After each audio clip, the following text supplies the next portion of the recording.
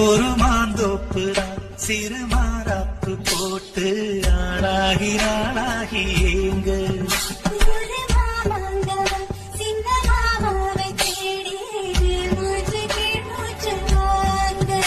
அந்த வேகங்களும் கொண்ட தாகங்களும் இன்று தீர்கின்ற பொழுதல்லவா கட்டிக்கொண்டால் என்ன ஒட்டி நின்றால் என்ன இதில் பாவங்கள் தோஷங்களேது